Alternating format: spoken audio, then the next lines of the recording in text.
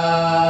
ธุสาธุสาธุสาธุนะโมตัสสะภะคะวะโตอะระหะโตสัมมาสัมพุทธัสสะนะโมตัสสะภะคะวะโตอะระหะโตสัมมาสัมพุทธัสสะนะโมตัสสะภะคะวะโตอะระหะโตสัมมาสัมพุทธัสสะสาธุสาธุพุทธบูชาสาธุธัมมบูชาสาธุสังฆบูชาทุมาติปังมาราภปังอาหะคุเสสามิ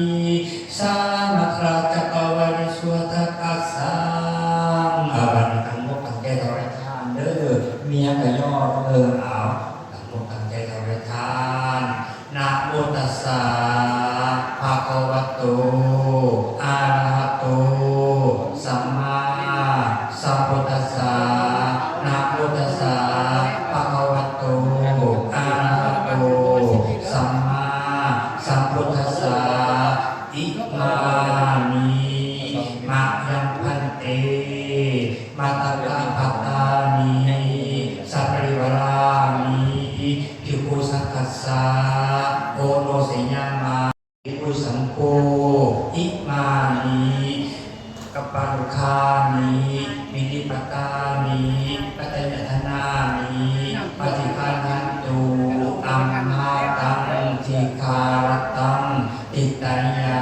สุขายาขาเตปัสสุขุเจริญพวกขน้อยทั้งหลายมามีอุปสมอุปสิกาได้น้อมนำมาซึ่งปัตตะปัตตาหารของโดยธนบัตรปัจจัยดอกไม้ถูกเทียมและตัวของที่เป็นบริวารทั้งหลายเหล่านี้ขอน้อมถวายแด่พระภิกษุสงฆ์ขอพระภิกษุสงฆ์จงหา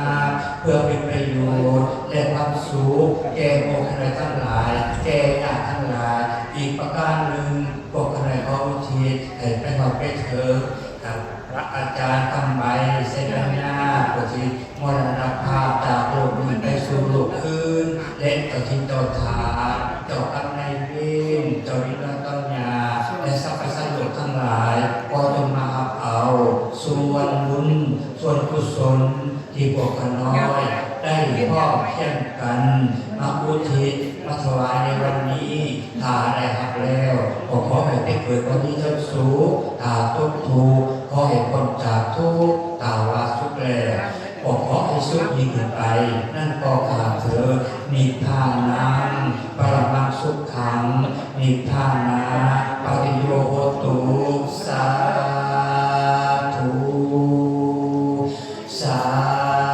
ธุสาธุปาริสุทโธอนุโมทามิ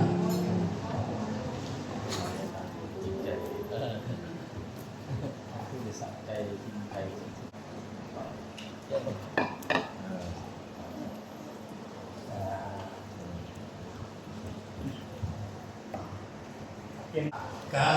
ยนวจานวจิกัสสวาปุถิกุกัมมังภะคะตะมายายังพุทโธปฏิภาณันตุปัจจัยตังกาลันตริสังวริตุมะพุทเทกายนวจานวจิกัสสวาธัมมิกุกัมมังภะคะตะมายายังธัมโมปฏิภาณันตุปัจจัยตังกาลันตริสังวริตุมะคัมเมกัสสวาสังเขกุกัมมังภะคะตะมายายังสังโฆปฏิภาณันตุปัจจัยตังกาลันตริสังวริตุมะสังเข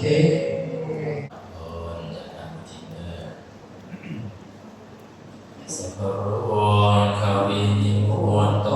สัพพะสันตาภวันสัพพะเวรมติกันโตนิโหนโตจัตวังภวะสัพพิติโยวิวัจจันตุสัพพะโรโควินาศจันตุมาเตภวันวันตรายโยสุขีอิคายุโกภวะอภิวาทนา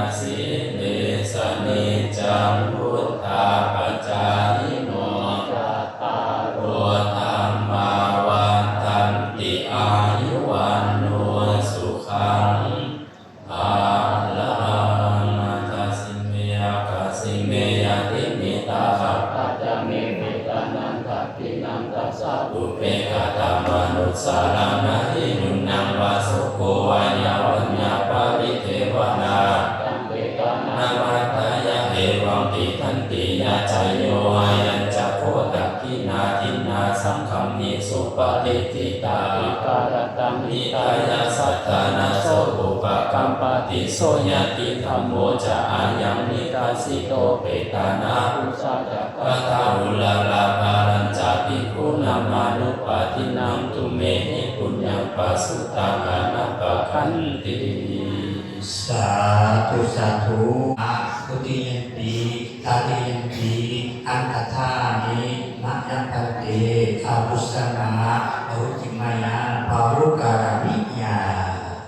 ยัตสัทธาตุเมกรัมมยถาสาธุเป็นพรสวรรค์เป็นตัวเงินยากทุกท่านทุกคนจะได้มาเป็นเจ้าภาพประสัทธาถวายอาภัตหะเพลในงานบุญบำเพ็ญกุศลใส่ละสังขารของพระอาจารย์ข้าพเจ้าปัญญาแล้วกันวันนี้คนแรกนี้จะได้บนพระอาจารย์บรรจิต